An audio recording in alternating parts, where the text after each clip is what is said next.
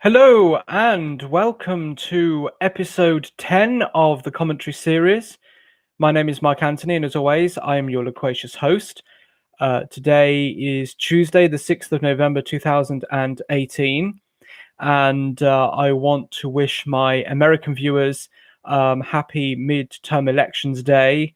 I hope that that whoever you vote for, the elections will go well for you. I probably will be catching up on that. I know that Alex Jones is covering it live. I also know that Church Militant, the Catholic media company, is going to be covering it live. And I think there's some other people going to be going live. So I want to wish my American viewers good voting in that. Naturally, I'm going to pray that the Republicans win the majority in the Congress, but we'll have to wait and see what happens. Now, thank God I'm going live today. I almost forgot that it was Tuesday and that I'm supposed to be going live today. Obviously, I'm going live earlier than I usually do because I think I already mentioned that I was going to try and do that anyway. I tried to go live last week and never did. But we're here now, so I suppose it's like a fresh start. So some of the news, most in this episode, is really going to be based on the sex abuse apocalypse, I suppose.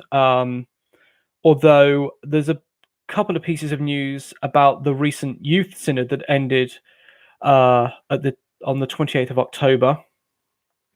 And there's some developments. There's a report that came out on the 1st of November called, I've called it the Sullins Report because the actual name of the report is quite long. And what I've done is I've actually uploaded that report onto a blog post. The link will be in the description box below once this live stream has ended. I'll put it in because I forgot to do that. It's a 43-page report that basically says that it's a homosexual problem in the clergy. It has graphs and that sort of thing. I may actually do a separate special live stream for that or whatnot to cover that, because I think it's a rather important document to read through. I mean, it has statistics and things like that, but there you go. Right. So to get into the show today, the first thing I want to talk about actually is this past weekend, my Archbishop sent a pastoral letter to all of the churches of the Archdiocese, and this is a copy of it. And basically, it goes on to say it's talking about the sex abuse going on in the church. The third paragraph here, the Archbishop says, in a week's time, the Independent Inquiry into Child Sex Abuse, called ICSA for short, will be focusing its attention on the Archdiocese of Birmingham as a test case for the Catholic Church in England and Wales. From the moment that the Archdiocese were notified of this in 2016, we have sought to offer our full and most transparent cooperation to ICSA. It basically goes on to say that the Archbishop, the current Archbishop, and our former Archbishop, who is now the Cardinal Archbishop of Westminster, will be given public hearings at ICSA, will be giving evidence at public hearings at ICSA in London, taking place from Monday the 12th until Friday the 16th of November. So the Archdiocese here, my Archdiocese, is basically a guinea pig in this inquiry, obviously set up for sex abuse. Now, what really sort of annoyed me about the Archbishop's letter here was that, unfortunately, His Grace seems to use the same language that all the others are using. So he says in one particular paragraph, he says that at these hearings you will have an opportunity to express our sorrow and to apologize publicly for all that has happened to the victims of abuse in this archdiocese, as well as to those for whom the Church's response to their needs and hurt has fallen short in any way. I just want to pause here and say that the Church's response has always been the same, that these people need to be punished properly. But it's okay having laws, but the ministers need to enforce those laws. It's like in government. It's okay having laws, but if the police or the government or whoever's responsible doesn't enforce those laws, then the laws are basically worthless. So it's not the Church's response that needs changing. It's the Church's law needs to be applied because it's not being applied. He goes on to... Now, I should say here that I have met the Archbishop many times. I quite like him. I suppose I don't really know him so much that I can actually give an account of everything. But I always found him to be a very nice man and very open to what people say to him. And he recognizes me from out the blue anyway. So, but the Archbishop does unfortunately use the sort of the religiously correct language. He talks about sex abuse against minors and vulnerable adults. Well, the problem is that minors usually refers to, well, it can refer to anyone under the age of 18, but I suppose in its more stricter sense, it refers to someone who's under the age of 12. And vulnerable adults, of course, refers to those who are physically or mentally incapacitated. Well, if you've got a seminarian who's studying in a seminary to be a priest and he gets sexually abused, he's neither a minor nor a vulnerable adult. So according to the language of the religiously correct people, that seems to suggest that if it's an adult being sexually abused, then it's perfectly all right. They do seem to create a lot of this circumventing language to try and cover up or to try and not talk about the smelly stuff that's going on, which is that there is a homosexual crisis in the church. And the majority, if not the entirety of victims now tend to be young men. So I just wanted to sort of point that out. I will be praying for the Archdiocese. We actually currently have a year of priests going on. There's a special prayer. I've got a booklet with a prayer in it and whatnot. But I did find that language rather irritating. It's the same tired language we keep hearing from the hierarchs in the church. We're sorry, we apologize, we're full of sorrow. Sex abuse and minors and vulnerable adults, when it isn't usually minors and vulnerable adults. It's usually just adults, okay? Just run-of-the-mill adults who don't have, mental or physical disabilities, but they seem to not be cared about, apparently. Anyway, just wanted to comment on that. And he quotes here from Pope Francis, but he talks about there's trustees of the Archdiocese have commissioned 2 independent reports. It says the first will help us to understand the dynamics of how this abuse has been committed in the past. It says in the past, but not at the current, because we know in the current it's homosexual. Well, it's actually been homosexual all along. The second is a review of our safeguarding procedures so that we can improve them as required. Okay, that's great. But what about getting rid of the abusers if they're still alive? What about, naming and shaming these people? Nothing about that at all. And you never see this from most of the hierarchs in the church. They never talk about naming and shaming and actually doing something publicly about these people. So there you go. Right. Whilst I look at this screen here, I won't be able to see the live chat and anything. At the moment, YouTube is telling me that no one's actually watching and there's no one in the chat. So I'm guessing people haven't received a notification yet, or if they have, I'm guessing since most of my current viewers tend to be American, they're either at work or they're busy doing other stuff, probably preparing for the midterm elections. But anyway, people will see this after it's gone live, so no worries there. So, okay, let me just get the screen working. Now, my laptop has decided it wants to play up at the moment, so forgive me. And forgive me for the poor quality of the video here. Anyway, here we go. So, our first real article for the episode today is from Church Militant. Federal government launches criminal probe into Catholic Church in Pennsylvania. The article says the federal government has issued subpoenas to multiple Pennsylvania dioceses in a criminal probe into sex abuse cover-up. The subpoenas were served last week, but news of the investigation only broke on Thursday. Now, this article was from the 18th of October, so it is a bit out of date, but I still wanted to cover it.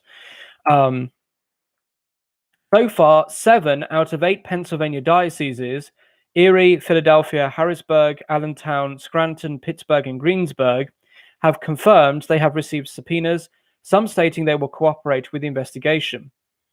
2 Eastern Catholic dioceses are also being investigated: the Byzantine Archieparchy of Pittsburgh and the Ukrainian Catholic Archieparchy of Philadelphia.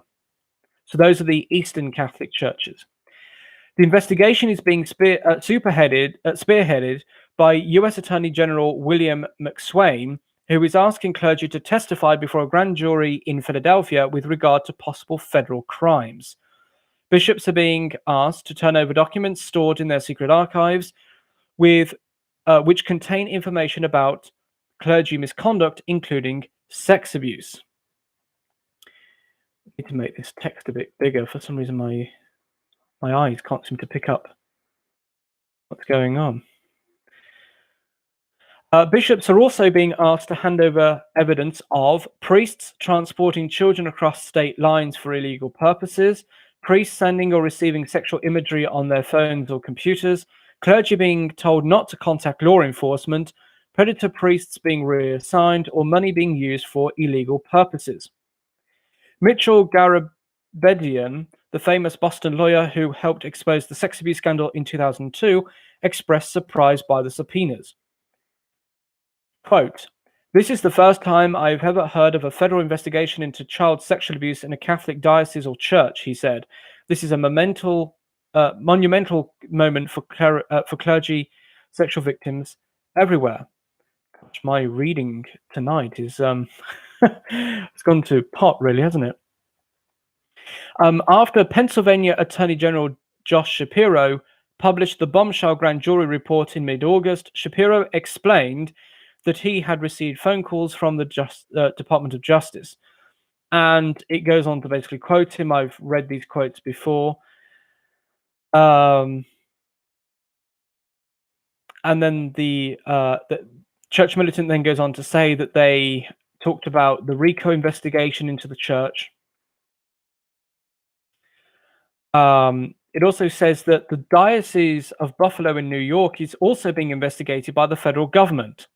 The diocese issued a statement Thursday confirming the probe. Quote, "Several months ago, we received a call from the local U.S. Attorney's Office with a request to review documents. A subpoena was provided, and after some discussion, an agreement was reached to produce documents. We have heard nothing since early June. As far as we know, our response has nothing to do with the current Pennsylvania investigation that's just begun." So it goes on here to for a few more paragraphs to talk about some of the stuff that Church Militant had covered. So here we see that, even though this is a bit of a late document, that things are beginning to move yet again. The cogs are grinding, even if they're exceedingly slow, they are actually grinding. So that's a federal probe. Now, if this next document will load for me.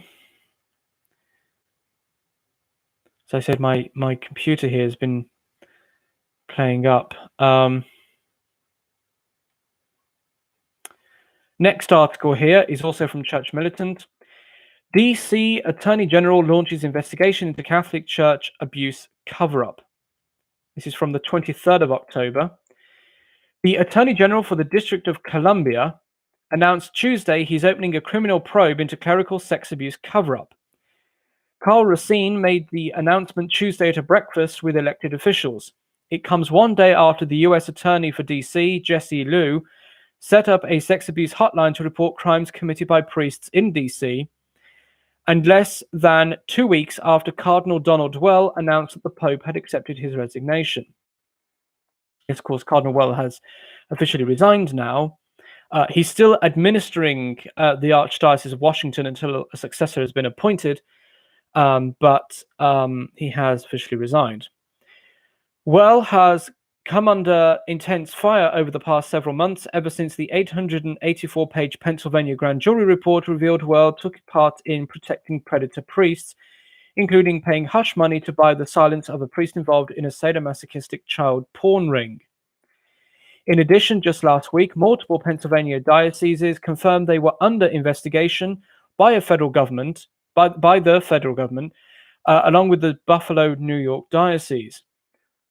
Racine made clear his investigation will include not only archdiocesan activity, but also criminal activity of non-profits within the District of Columbia's jurisdiction.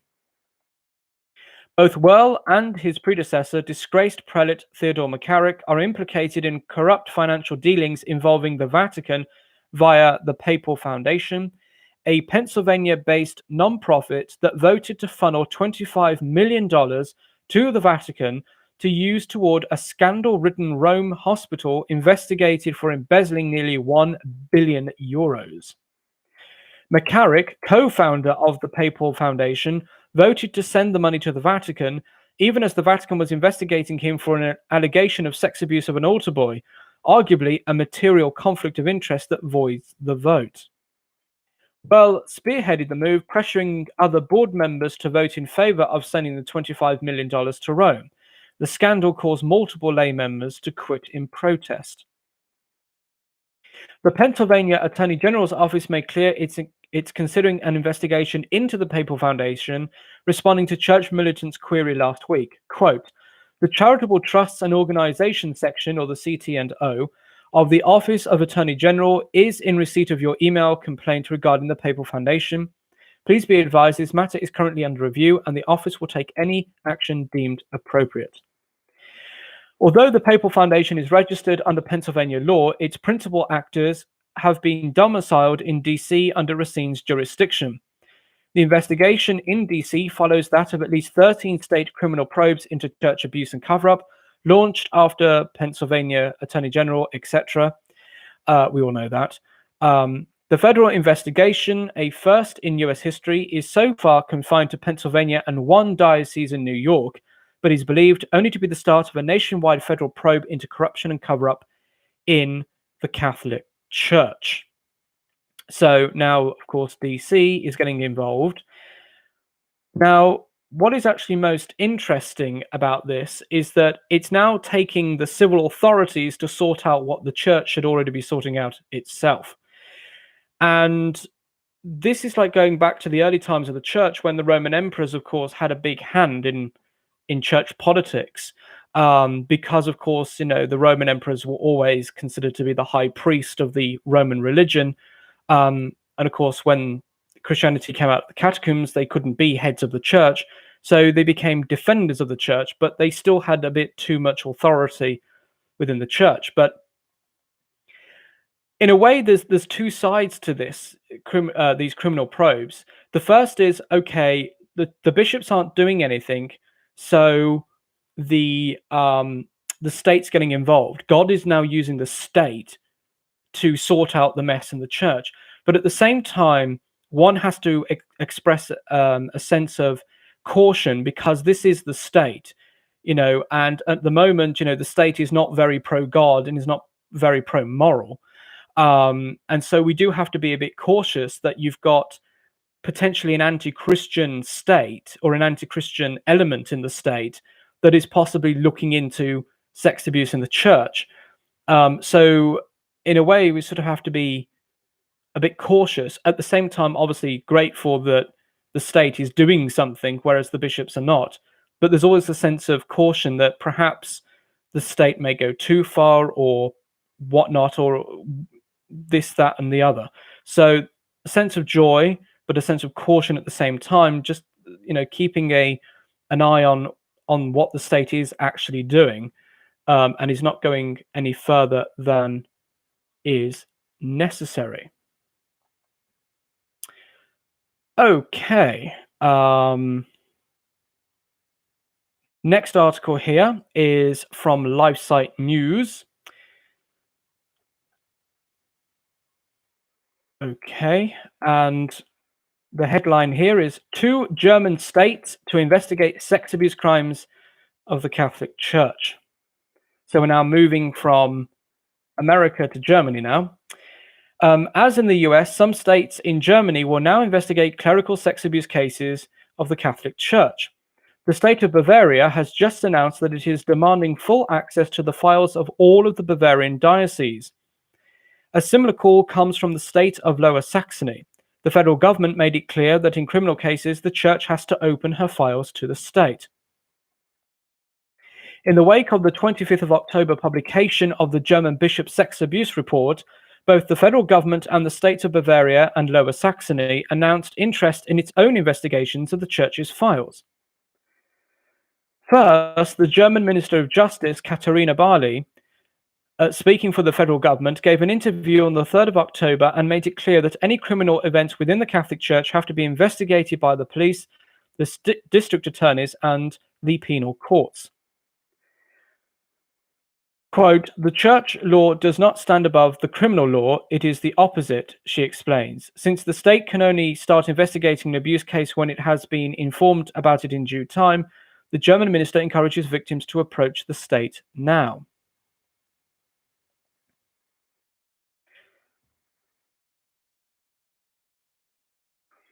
When asked by the journalist about the fact that some German dioceses are said to have destroyed files containing information about abuse cases, Barley responded with these words, quote, "To destroy or manipulate in order to protect someone from criminal prosecution can itself be a criminal act, which can be punished with up to 5 years in prison."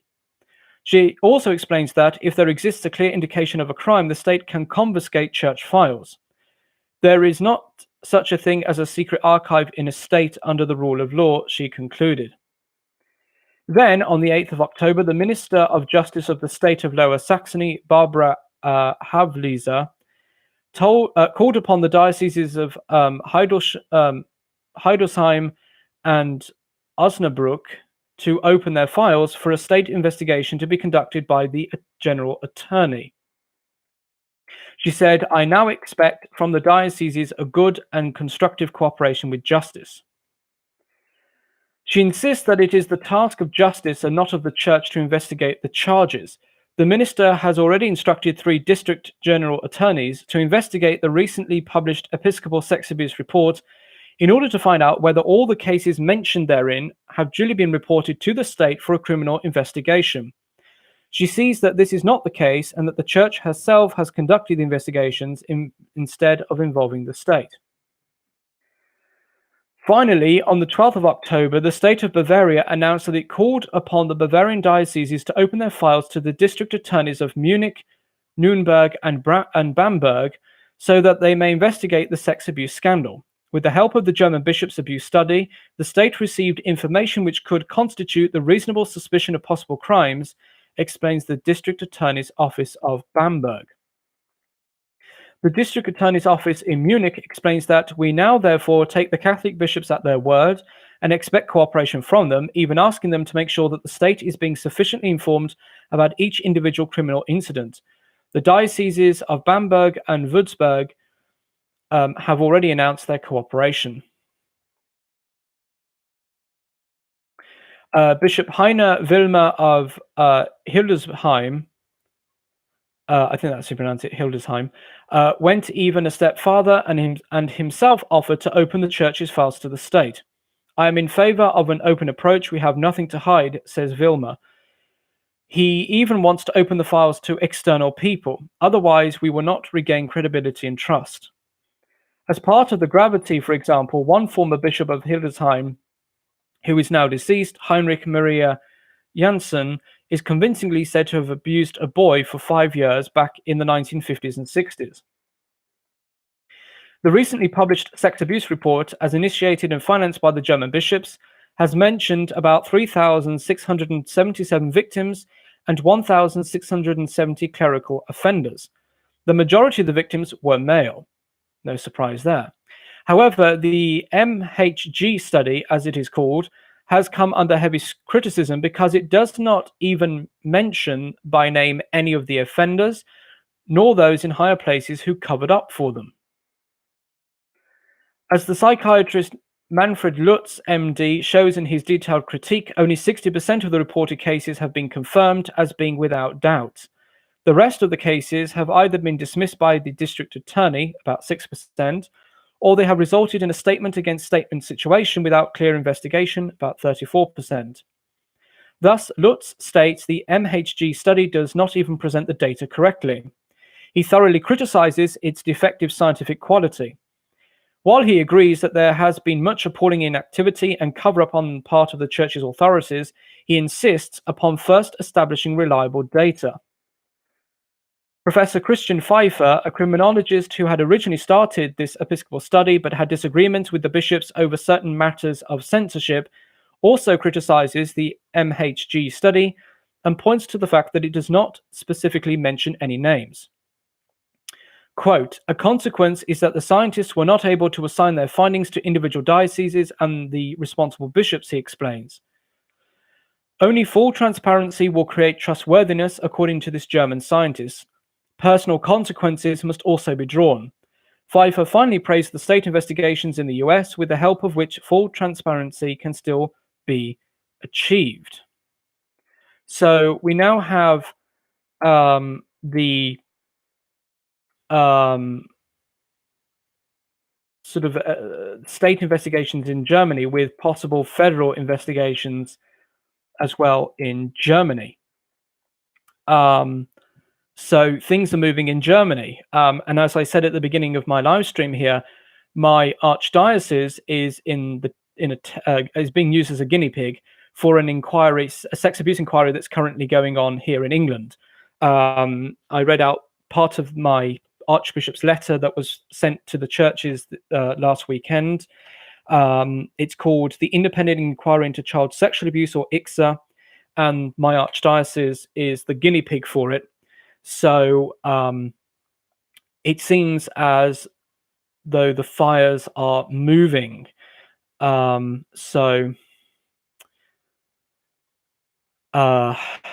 Please, especially for my Catholic viewers, please pray for the church as she goes under these investigations, because, you know, apparently the bishops are apparently incompetent and can't do their job. Now, moving back over the Atlantic Ocean, back to the New World, which seems to be the frontier of all this, seems to be the one showing us the way into all this. This is another article from LifeSite News. Again, this was from back in October. Slap in the face. Cardinal Tobin considered for Archbishop of DC. Now, this is an article originally from CatholicCulture.org, but it's been reprinted here in LifeSite News. It says, the Roman rumor mill is notoriously unreliable, so readers should not panic yet about the reports that Cardinal Joseph Tobin is a frontrunner among the candidates for appointment as the next Archbishop of Washington, D.C. But if the reports are accurate, and they are widespread for what that's worth, Sohrab Ahmari has it right in his New York Post column. Talk about a slap in the face if that happens. The new Archbishop will be replacing the disgraced former Cardinal McCarrick, and Cardinal Tobin is reportedly one of the prelates whose rise through the hierarchy was due at least in part to McCarrick's influence. Beyond that, Cardinal Tobin is the author of the notorious Nighty Night Baby Twitter message. He explained that the message was intended for his sister, but skeptics gave the message a different interpretation. Now, if Anne Barnhart is to be believed, she claims that he's got a homosexual lover living with him, and that's whom he was sending that tweet to, Nighty Night Baby. I mean, you don't tweet your sister with a message that says Nighty Night Baby. I mean, you just don't do that.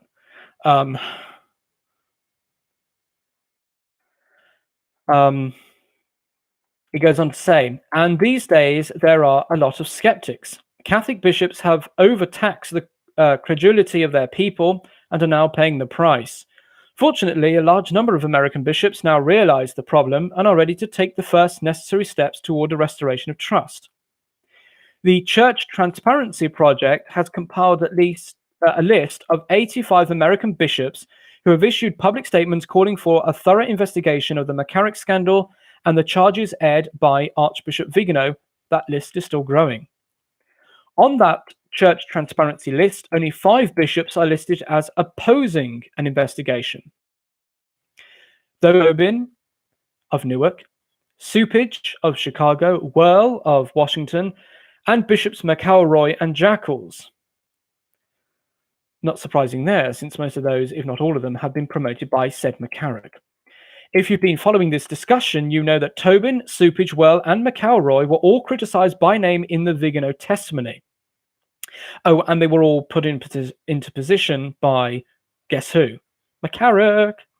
Tobin, Supage, and Whirl are cardinals. McElroy is the current bishop of San Diego.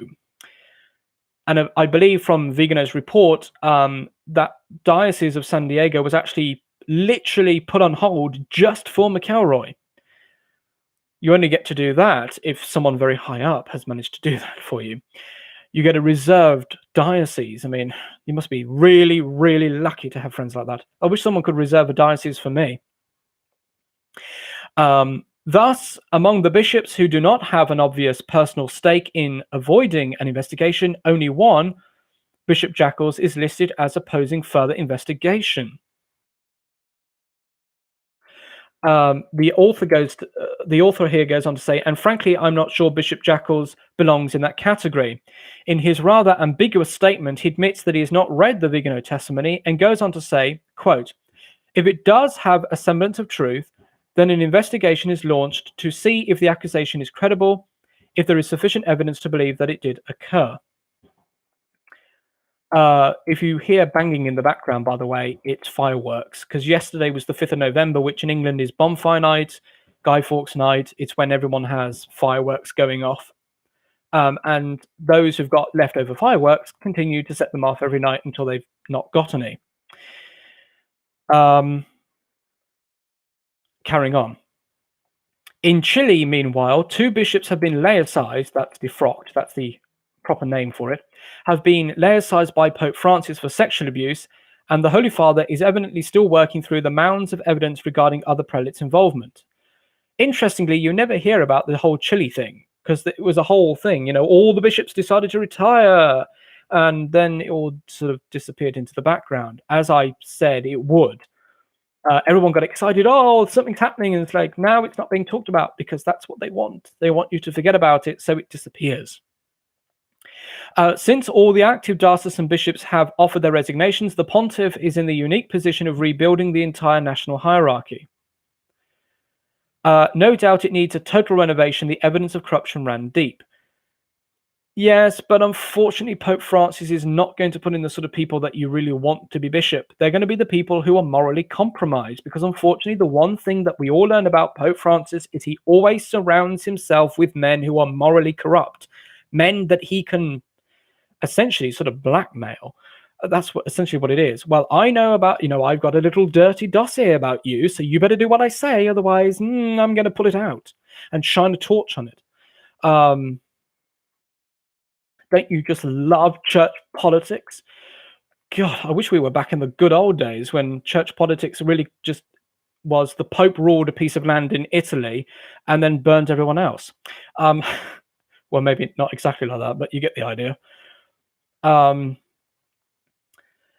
again, the question arises, who can the laity trust to supervise the needed reform? Well, not anyone in position at the moment, and certainly not the man in white. Juan Carlos Cruz, perhaps the most visible Chilean abuse victim, has reported that the Pope is lingering over the replacement of Cardinal Ezzati in Santiago because he doesn't trust anyone. That seems understandable given the depth and breadth of the scandal. But wait. Before Pope Francis appointed Bishop Barros to the Orsano diocese, the move that triggered the public outcries, a group of Chilean bishops had written to the Pope warning against the appointment. He dismissed their objections then. Shouldn't he perhaps trust them now? More to the point, why should they trust him? Yes, let's go back. When Pope Francis said that Juan Barros was going to be Bishop of Orsano, not only did some of the bishops say, no, this is a bad thing, but the Vatican said, we've done an investigation on him and he's known for covering up sex abuse. You shouldn't do this, Holy Father. And even members of the Chilean government said, Pope Francis, don't do this because everyone in Chile knows that he's a sex abuse cover-up. And he still put him in power. And then what happened? People got angry. They had, when he actually went to his installation mass, there was massive riots outside the cathedral in Orsano. And Pope Francis responded on camera saying the Chilean people are dumb for resisting Barros. It's like, really? How detached you have to be. Holy Father, they live in that diocese. They know who Barros is. Perhaps you don't. Perhaps you really do need to listen to the people like you keep claiming, Holy Father. Keep talking about we need to listen to the people. I'm like, well, actually do it. It requires you to actually listen to what they're saying. They don't want this man as bishop. So find someone else. And of course, what happened? 4 years later, he eventually removed him, but that was after the 4 years of constant outcry. And then it took the Pope to bash the Chilean people and say they're all dumb. And then, of course, he told the sex abuse victims on that plane, remember at the beginning of this year, he said, oh, they're all being, what's the word? It's gone up my mind now. See, that's what happened when you rant. You forget what you're going to say next. But he basically just said, oh, they're all lying about Barros. And of course, that all blew up in his face. And he said, I had no letters from anyone. And then it turned out actually he did have a letter from some of the victims. And it's like, oh, dear. When the Pope said about Vigano that he was going to keep his mouth shut, and he actually didn't because he went on to just keep condemning Vigano as Satan, perhaps the Pope really should just keep his mouth shut. It's like, Holy Father, can you not talk? And certainly don't answer questions on an aeroplane, because I've noticed this, and a lot of other Catholics have said this. Whenever the Pope answers journalist questions on an aeroplane, he always says the wrong thing. But maybe the cold air is not doing your brain very well. So perhaps, Holy Father, perhaps you shouldn't talk to reporters on an aeroplane. Finishing off this article. Finally, in Rome, where the Synod of Bishops head towards its conclusion, comes the news that the bishops who were appointed to draft a final statement for the Assembly were presented with a draft already prepared by the Vatican's Office of the Synod. The drafting committee could alter the preliminary draft. This is all about the Synod on the Youth, which I'm going to talk about later on in this episode. But anyway, there we go. I could rant and rant and rant about all this. I'm just going to calm myself down now. In fact, I'm going to take a drink. Because I need it.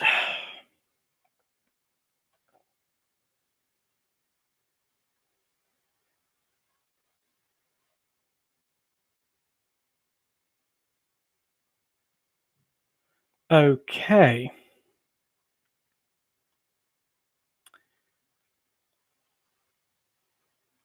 So the next article here is about the Buffalo Diocese being under federal investigation. I mentioned this not too long ago in an earlier article. the Diocese of Buffalo in New York is being investigated by the federal government. And so hopefully we'll get to see the result of that not too far in the future. I'm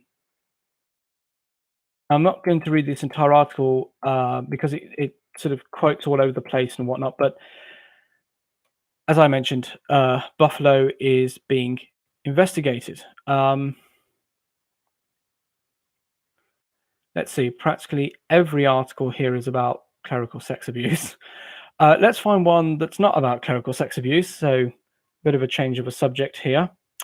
Oh, here's a nice one for all my Catholic viewers. The Vatican is looking to censor Catholics. That's right. At the end of the Synod of Bishops that took place in October, talking about the youth, which they actually didn't do, it says Vatican leaders are now calling for Catholics on the internet who do not meet their approval to be censored. The censorship would come in the denial of official certification from the Holy See. Now, considering that the Vatican is staffed with liberals who really don't want us to be talking about the sex abuse, guess who's going to be censored? That's right, any Orthodox Catholic who talks about sex abuse is going to be censored. Precisely how such a process would work was not specifically addressed in the within the final Youth Synod document or any other place at the moment. What is clear is that leaders in the Vatican are feeling the heat and are concerned about continuing to lose control of their carefully constructed narrative. Paragraph 146 of the final approved Synod document speaks to the need for creating, quote, certification systems for Catholic websites to counter the spread of fake news regarding the Church, unquote. In March, the Vatican itself was taken to task for presenting its own fake news. Fancy that. A deliberately altered photo of a letter from Pope Benedict supposedly praising the theology of Pope Francis. And of course, we know how that turned out. It turned out, so what happened was these little books were written by 11 different authors, one author for each book, about the theology of Pope Francis. And they sent the whole collection to Pope Benedict and said, could you please write a review on these books? And he wrote back saying, I'm very busy right now, I can't do it. And then he said, by the way, one of the authors that's written one of these books is known to be a heretic, basically. And of course, the Vatican didn't want anyone to know that. And then when the entire letter came out, because they claimed that Benedict was approving the theology of Pope Francis, these books, and it turned out actually he didn't. He said he never read them because he was too busy. And then he pointed out that one of the authors was a known heretic. So, whoops. But, you know, the Vatican's known for pushing out fake news all over the place. But again, they want to stop fake news. However, some in the media, including faithful Catholic internet sites the Vatican now seeks to censor, were suspicious.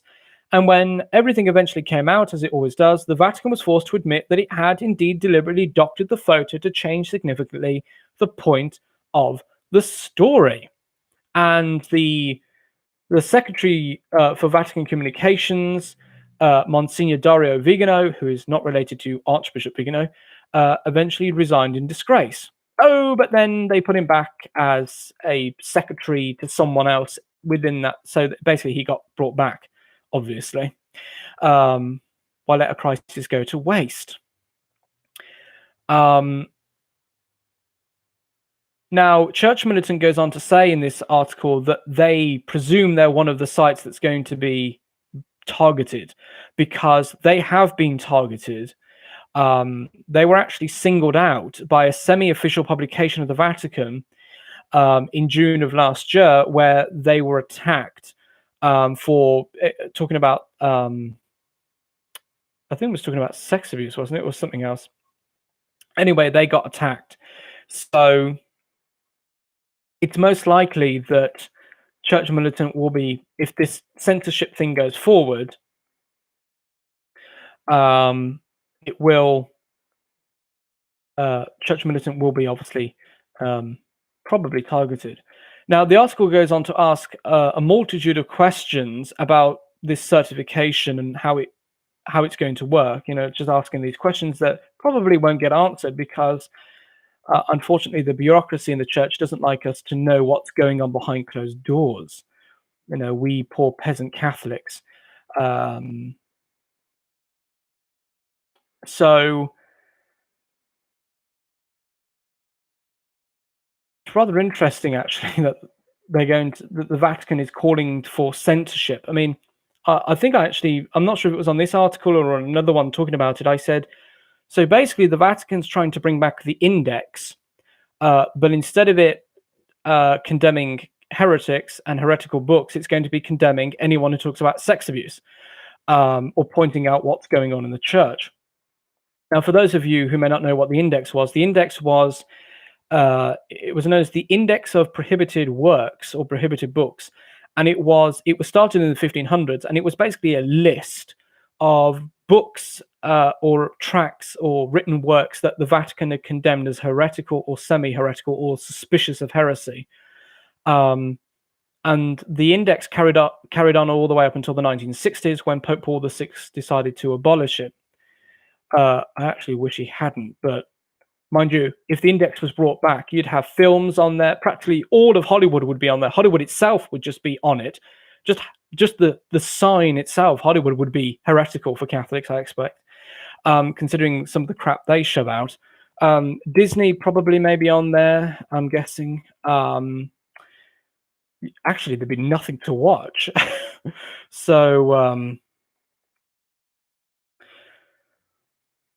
So anyway, but the article goes on to talk about how if the censorship does happen, this Vatican censorship, it may prove to be a good thing, because the websites that get censored most likely will be the websites that will be the traditional faithful Catholic websites that you really do want to go in. So it's like a badge of honor. I've been censored because I'm a traditional faithful Orthodox Catholic, and then we all know who to turn to. Like, so whoever gets censored, they're the ones that you want to go and watch. Very similar to the alternative media. Some of them get censored, and it's like, oh yes, now we know who to go for. Now we know who to watch. Anyone who the mainstream media doesn't like, perhaps, is the one worth watching.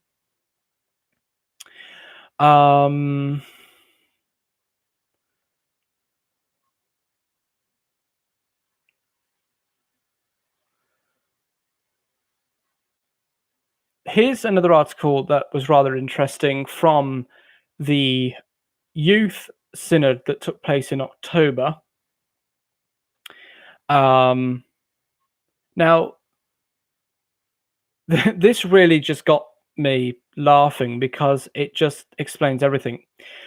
Synod fathers reject zero tolerance language on sex abuse. So the Synod fathers dropped the phrase zero tolerance from the final Youth Synod document, pointing to the growing perception that church leaders seem more willing to tolerate sexual predation as long as it doesn't involve minors. Because, as I said, the language that the hierarchy tends to use is sex abuse of minors or vulnerable adults. So according to that, if you're not a minor or a vulnerable adult, that's somehow okay to be sexually abused. Because as we know from those of us who read the articles and we've looked into it and the reports, like the Sullins Report, most of the victims of sex abuse are usually teenage or young men, and the majority of the sex abusers tend to be homosexual. So the original draft version actually included the phrase "zero tolerance for sex abuse," described as crimes, sins, and omissions. However, when the revisions were taking place, the zero tolerance language got dropped out. Now, several prelates tried to provide different arguments for why they dropped it, such as it has no clear meaning as far as application. Meaning varies things to various people. Some argued sex abuse was primarily a Western phenomenon and not a major concern of African or Asian bishops.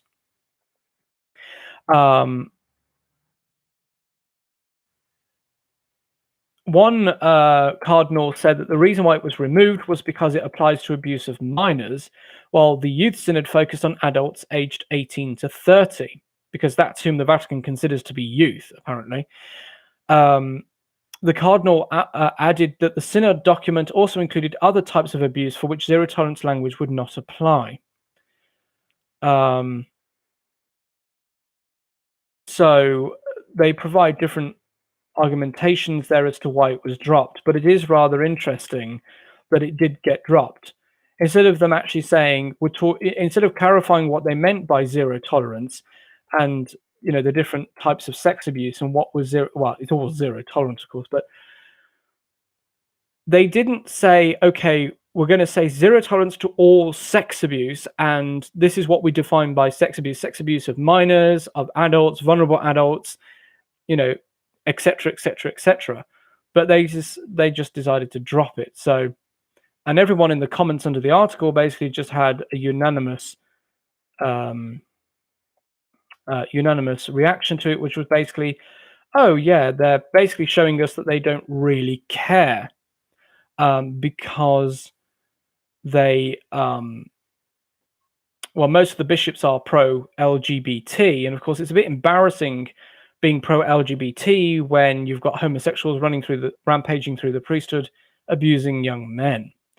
It's really hard to stand up in your pulpit every Sunday telling people to be tolerant and accepting when you aren't really tolerant of sex abuse, and it turns out that it's mostly homosexual men.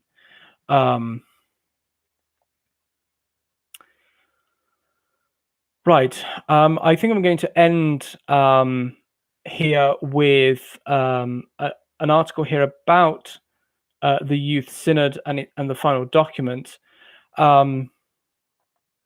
So maybe just to end with a bit of discussion on the Youth Synod. For those who may not be aware, from at the beginning of October, I think it was from the 3rd of October to the 28th of October, around about those dates, a select number of bishops and the Pope met in Rome for a synod, which was a council basically, on talking about the youth in the church. And me and other Catholics who read about what was going on and read the preparatory documents were a bit concerned about the direction in which the Youth Synod was going. And in fact, it turns out that the Youth Synod most likely was manipulated. The youth themselves, because this was all about listening to the youth and what the youth are asking about the church, and then you go and read what these youth were saying, and they were literally just completely confused. The youth actually themselves had a meeting and they wrote up their own document, which was used by the bishops, and they didn't really talk about their salvation. They didn't talk about it was all this sloppy sort of socialistic ideas about we want a world in which free healthcare and this, that, and the other. And it was like, what on earth? It's like no mention at all by the youth about heaven, hell, death, salvation, the sacraments, obeying. I mean, it was all about the church listening to the youth. Okay, what about the youth listening to the church?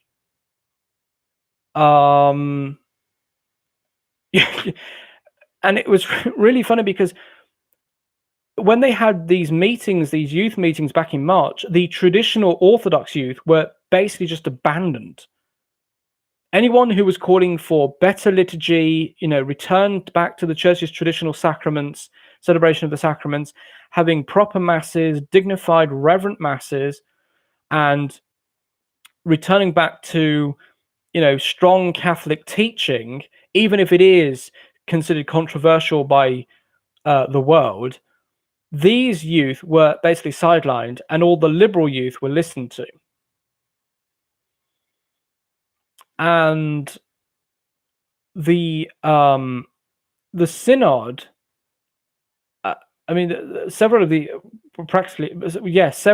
the synod bishops, synod fathers who were there said that basically they were only given a small amount of time to talk, and there was no debate, and it was just all controlled, which is what happened back in, of course, 2014, 2015 with the synods on the family, the bishops complained that they weren't given time to read the document or talk or discuss things properly. There wasn't a real discussion, even though the Pope said back then and said about the Youth Synod, this was all about a debate and a discussion, and we're supposed to be listening to each other in the Holy Spirit. And then it turns out no one was able to talk. You just had to submit to whatever was being told to you. And also when the final document was released, quote unquote, it wasn't released in the languages of the Synod bishops, and it was read out in Italian, but the person reading it was going so quick that the translators couldn't keep up, and the Synod fathers didn't know what was being told to them, or because when the final document comes through, the Synod bishops have to vote on every single paragraph of the final document, and this was a massive document, and it hasn't been translated into English yet, but some of the quotes have been translated.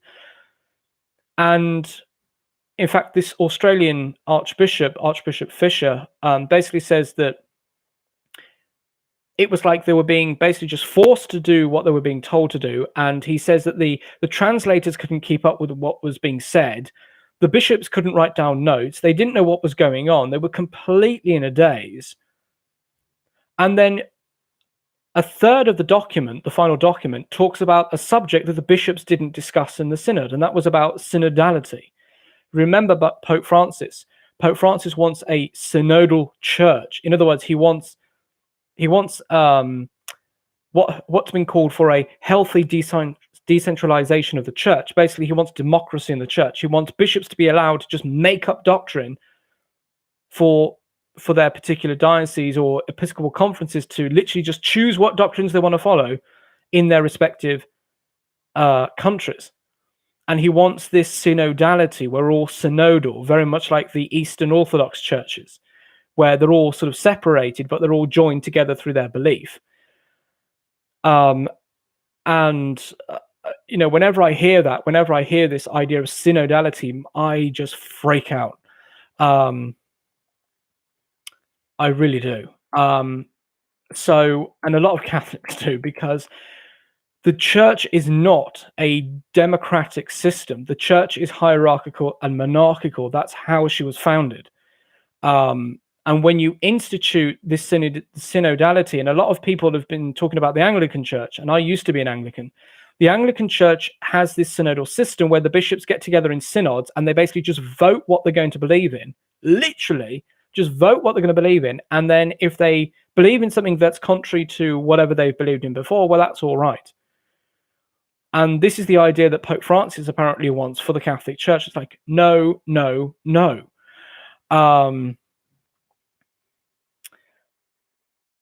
The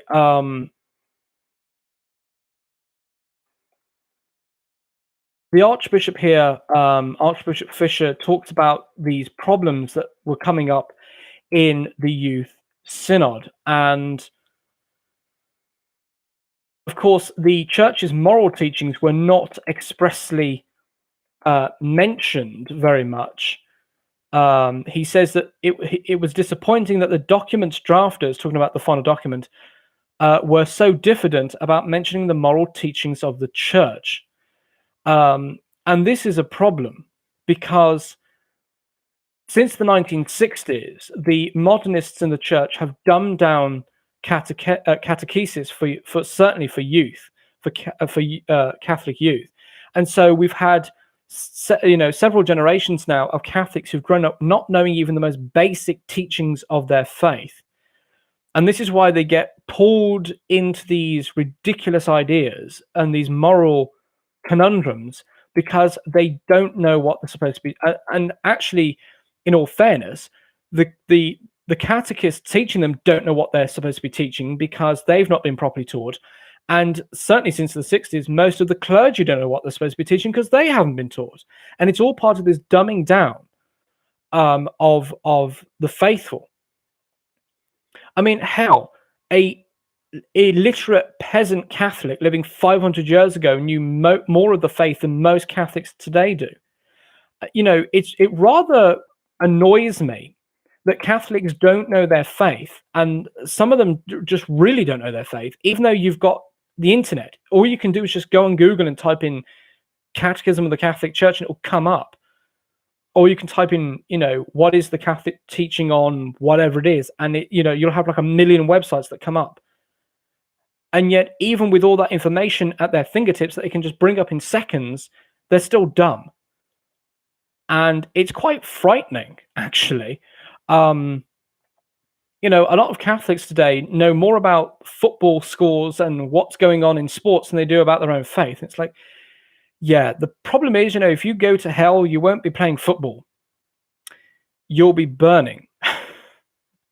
And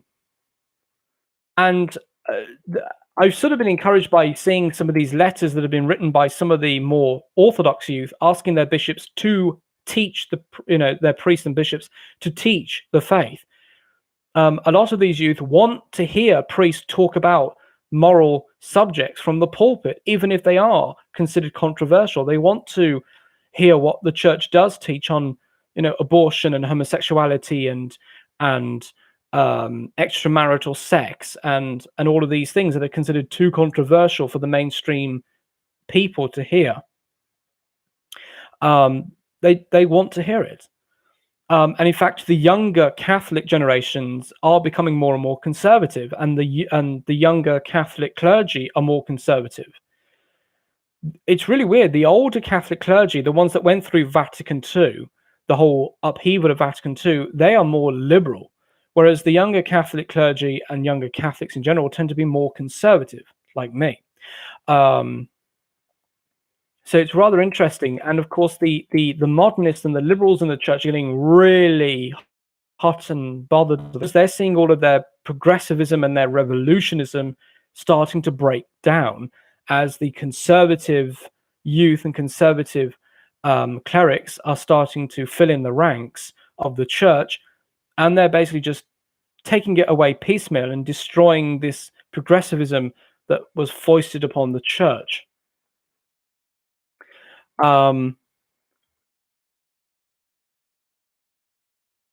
So one of the interesting things that the Archbishop goes on to say is that there was a departure from the teaching of the two previous popes, Pope Benedict and Pope St. John Paul II, because they were considered too intellectual, too catechetical, and too determinative.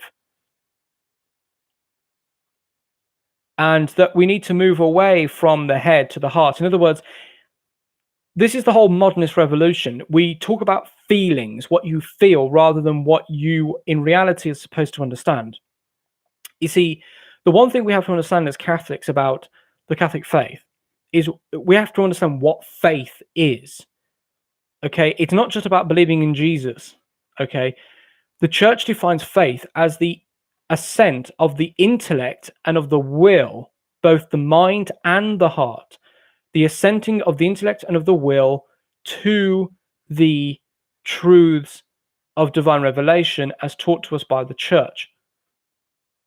One of the things that traditionally was taught to Catholics, and still is if you manage to find the right priest, is that you've got to be careful about this whole idea of feelings, of phenomena, because certainly from a Catholic point of view, the devil can make you feel things that you would associate with God.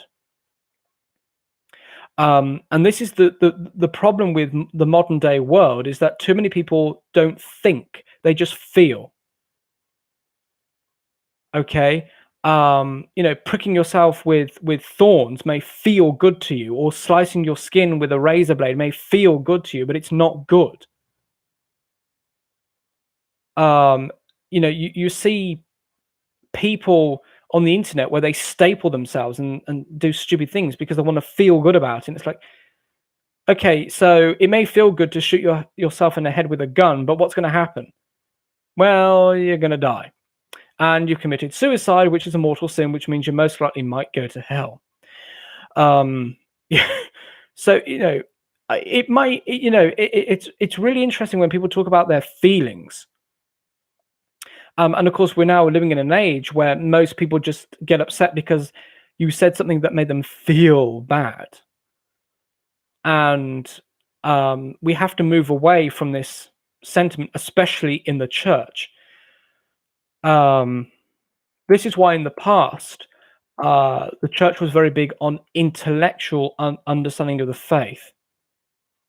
And of course, now, if you're one of these intellectuals where you learn the faith, like from St. Thomas Aquinas, you're now considered an intellectualist, and oh, boo, boo, boo to you, because you don't have feeling, you don't feel Jesus. I'm like, well,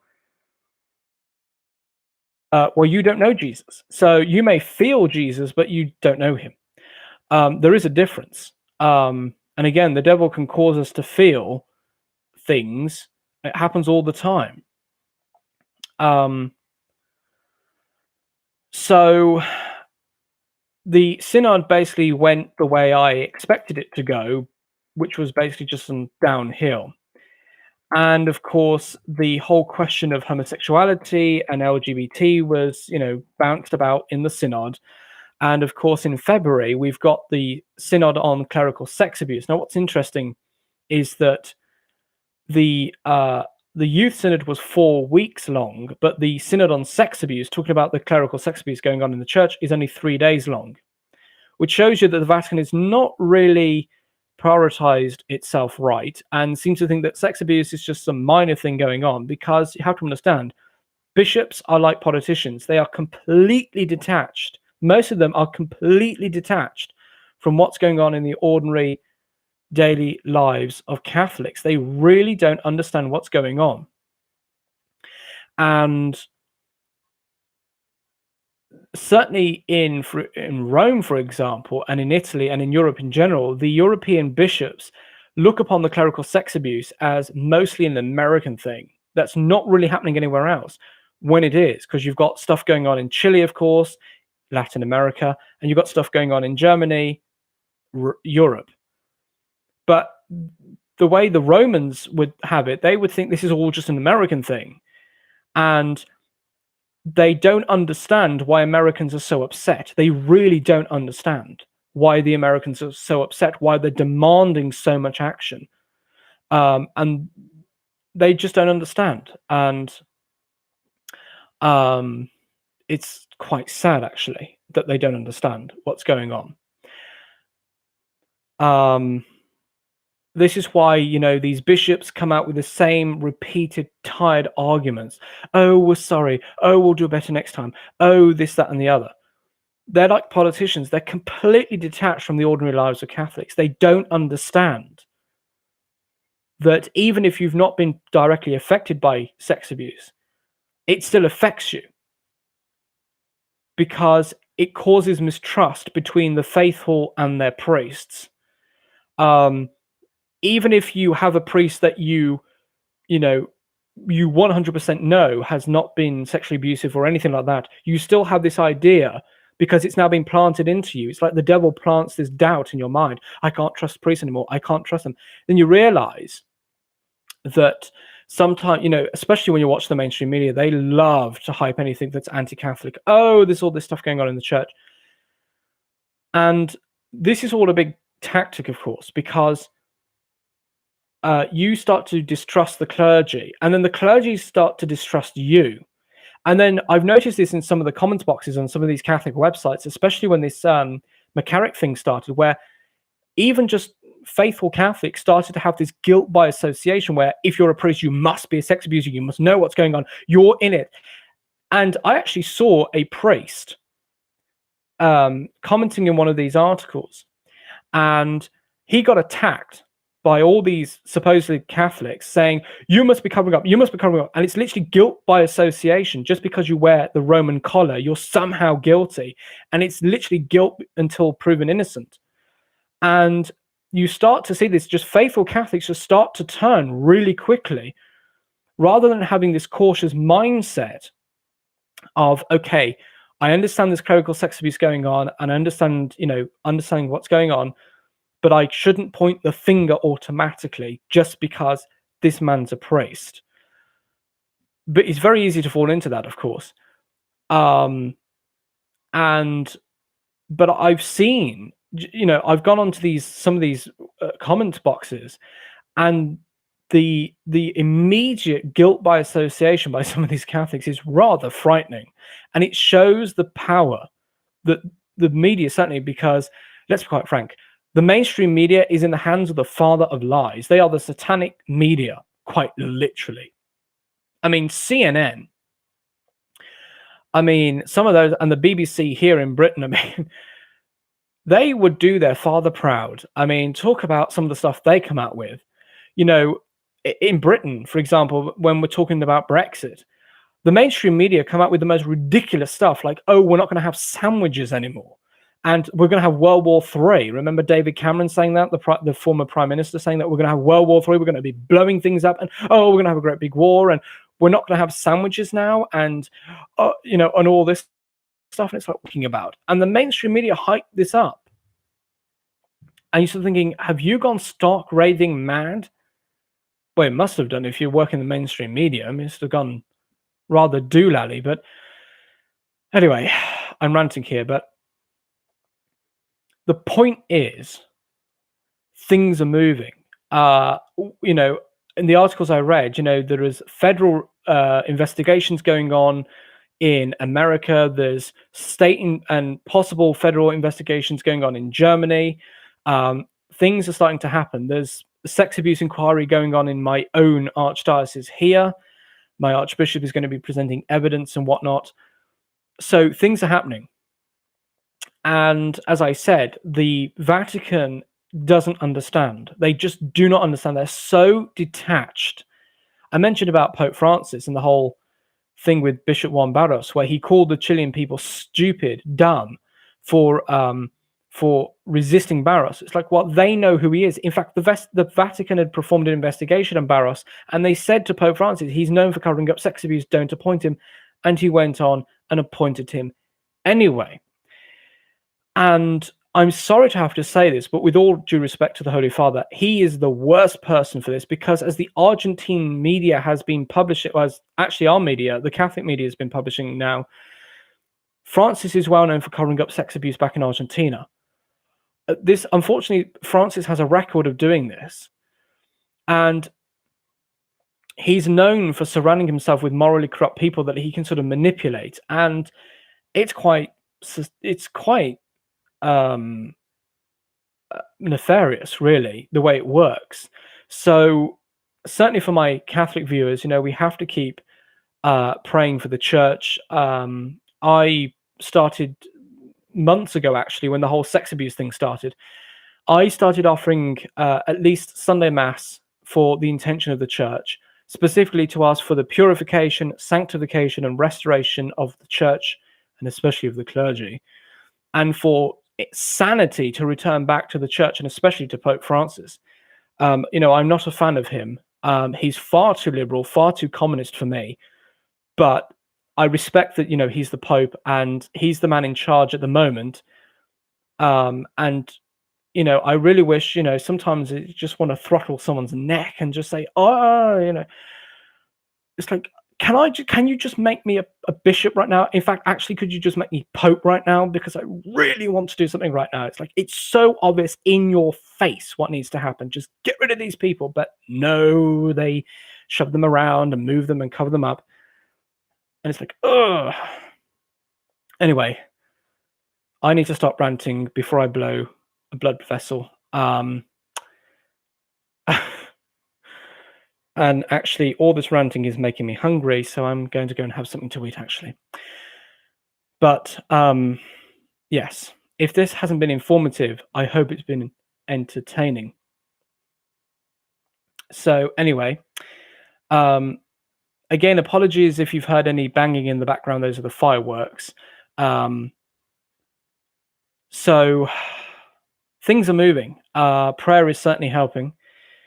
Things are being exposed. As I said, we've got to be slightly cautious, of course, with the state, because most, if not, every single government on earth is now under the control of the devil. So we've got to be careful about how much we allow the government authority to. Obviously, we want them to expose what's going on, but we have to be careful about how far we let them in, lest we get taken over and we become like the Church of England, which is a government-run church.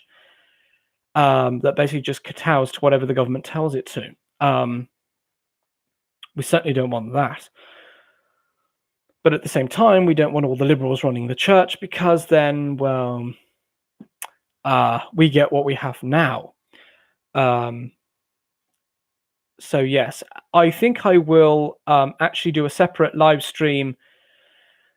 I don't know when, or do a recorded episode regarding the. I haven't got to it, but there's a report. I mentioned this actually at the beginning. I think there's a report that came out on the 1st of November from the Catholic University of America that talks about the sex abuse and talks about whatnot, and it's really interesting. It's 43 pages long, but I think it will be interesting to talk about.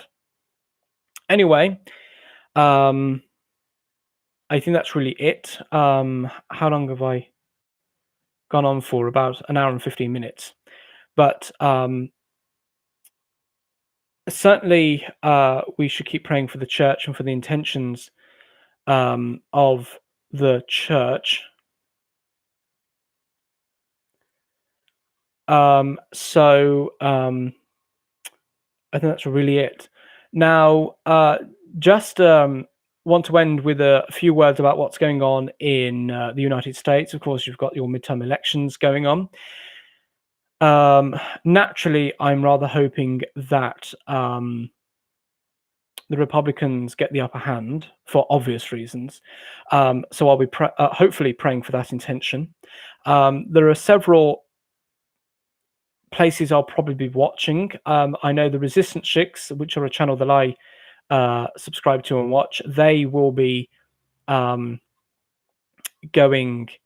live, I think, tonight, I hope, and providing us with some of their wonderful, intelligent and informative coverage. And if you haven't subscribed to Resistance Chicks, you need to go to subscribe to them. They're two sisters from America who talk about news, basically. I know that Church Militant Catholic website is going to be covering the election as well, the midterm elections. So I'll probably be watching them if the Resistance Chicks haven't come on yet. And I know that Alex Jones and InfoWars is covering it. I've started watching them again, but obviously they're going live for like 34 hours or whatever it is. I'm not going to be able to watch all of that. The sad thing is that I think that the polls close at 7 o'clock, is it, or something like that, Eastern time, or whenever it starts. And of course, that's like midnight my time. So it's all going to be happening while I'm in bed, unless I decide to stay up all night. I don't think that might be wise. This is my penance. I'm going to be praying for America. My penance is going to be, I'm going to be staying up all night watching it. I have to say, I did stay up all night to watch Donald Trump's election. So yes. Now, I don't know what's happened to the camera. The quality seems to have gone down. I don't know what all that's about. Maybe it's my laptop. Maybe it's saying, oh, I want to shut off now. Anyway, thank you all for watching. I am going to take a break now. Now, I did do, I think it was on Saturday evening. I did do, was it Sunday evening? I think it was Sunday. I did a illustrated Lives of the Saints thing, and I was going to do part 2, and I never did. Yesterday, I sort of came down with a runny nose that wouldn't stop, and I was sneezing all over the place like mad. I don't know what that was about. But yes. Now, I had at least one commenter that came up. Sorry that I didn't get to you. When I'm reading the articles, I can't see the live stream. They haven't commented for some time, so I'm guessing they've not watched for some time. It doesn't say I've got anyone watching. Boo, no one's watching me. They asked about someone called News Unit. Did you hear about the warring angel spotted by Bill Still watching over America today? Nope, I haven't heard about that at all. Can I ask you about these angels? If someone said they saw angels, I don't have a clue what all that's about. Any thoughts on the election day USA today? I've already answered that question, really, haven't I? I'm hoping the Republicans get the upper hand. The loony Democrats are just. I can't imagine what's going to happen if Nancy Pelosi, Maxine Waters, and Chuck Schumer and all those. I know more about American politics than I do about my own. It's rather sad. British politics is rather boring, especially when you've got Theresa May in power. I mean, they're all boring. Maybe I should move to America. Oh, I don't think I could do that. I'd need a translator to understand what half the people were saying to me. Sorry, but sometimes when Americans talk, it really is like, oh, my Englishness is coming out now. To quote the Countess Dowager from Downton Abbey, when she talks about the American woman who comes to visit them, and she says, you know, when your mother visits, it reminds me of all the virtues of the English. And someone says, isn't she American? And she replies, exactly. I don't know what it is, but Americans seem to make me feel more English. Maybe it's usually because when I talk to Americans, I always get the same compliment. They always say something about my accent. Yes. Right, I'm going to go now because it is just gone 8:30 here, PM. And I haven't had my dinner yet, and I'm hungry. And after all that ranting, I'm very hungry. So I'm probably going to have something to eat. So thank you for joining me for this episode. I know it hasn't really been that long, but it has been long for me. I mean, standing here for an hour and a half, you know, it does weigh your feet down a bit. Plus, as I said, I'm hungry. So I will be praying for, hopefully I'll remember to pray for America. So for your midterms, if I can, I'll try and watch the coverage of it from wherever it's going to be coming from. Probably have a different selection, just so I can just, you know, pick and choose. I wish I had some popcorn. As I said, I watched the Trump election all night when it happened. So I should have some popcorn. Like, oh, let's see how many people are going. You know, how many Republicans get in. And it's like, I really do hope the Republicans get in. Can you tell? You know, we want to see everything go red. You know? Preferably no Democrats at all in either the Senate or the House. But, you know, chance would be a fine thing if it was just all Republicans. Actually, could that happen? I don't think it could, but you never know. And of course, I've been watching with interest, of course, the caravan, the migrant caravan, and all that stuff going on. Anyway, I will actually finish now. So thank you very much for tuning in, even though only one person actually came in live, but oh well. So thank you very much for watching. Again, I've been Mark Anthony, your loquacious host. As I said, I'll be praying for America, so God bless you all, and I hope to see you next time, which is, I'll be coming back live on Thursday, probably the same time for my commentary, and I'll probably go live again to finish off doing my Saints thing. I was covering the Saints for All Saints Day, and I never got back to doing it, so I'll probably do that maybe tomorrow, but certainly I'll be back on Thursday, probably at the same time, between probably 6:30 and 7 p.m. my time, to cover the rest of the news. So any links I will put in the description box below once this finishes. Once I get around to it, I'll put links in so that you can all go and look at the news and read it for yourself. There has been news that I haven't covered. That will be in the links, hopefully. I've started actually putting the links in so you can all see the news that I've covered and any news that I haven't covered.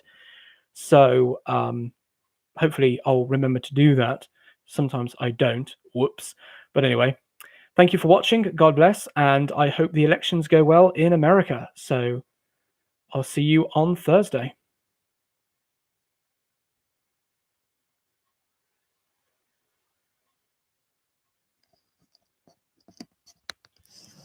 So news unit was in the chat. Now,